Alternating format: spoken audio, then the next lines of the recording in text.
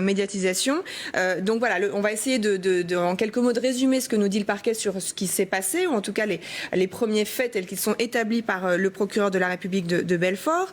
D'abord, ce jeune homme de 20 ans qui publie effectivement une photo de son repas de fête le 25 décembre. Un de ses contacts lui demande s'il fête Noël sans allusion à une pratique religieuse.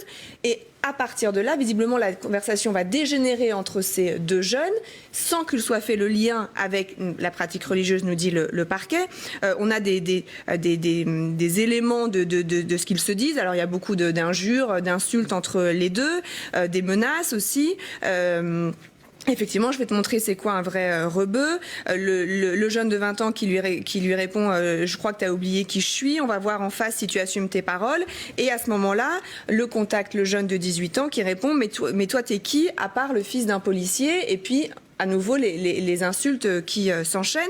Un rendez-vous est fixé entre le jeune homme de 20 ans et celui de 18 ans pour régler le problème. Il s'y rend accompagné de 2 voire 3 personnes, le jeune homme de 20 ans. L'autre vient aussi accompagné de 2 frères. Donc le procureur, il dit on ne peut pas parler d'un guet-apens qui lui aurait été tendu, dans lequel il serait tombé, puisqu'il se rend spontanément, il se présente délibérément pour régler ses problèmes comme un homme. C'est ce que lui-même a dit aux policiers.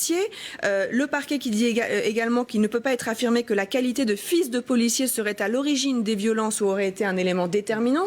Ça apparaît dans un des messages, mais plus parce qu'il y en a un qui dit à l'autre je vais régler ton compte, mais toi tu crois mais qui t'es à part le fils d'un policier.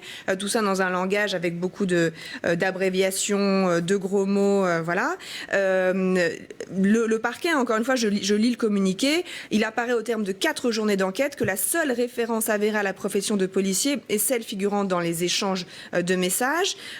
Elle ne semble pas avoir d'autre signification que celle de demander à l'intéressé quelle autre qualité il pourrait revendiquer en dehors de celle de fils de policier, à part ça t'es qui. Enfin, sur la rixe en elle-même, il n'est nullement établi qu'il a été reproché au jeune homme de 20 ans de confession musulmane d'avoir célébré la fête chrétienne de Noël. 2 jeunes hommes qui participent à la rixe disent que eux-mêmes fêtent Noël sans connotation religieuse. Le déchaînement verbal semble donc plus être une question d'ego. Voilà ce que dit le parquet, qui ouvre donc une information judiciaire qui va donc être confiée à un juge d'instruction.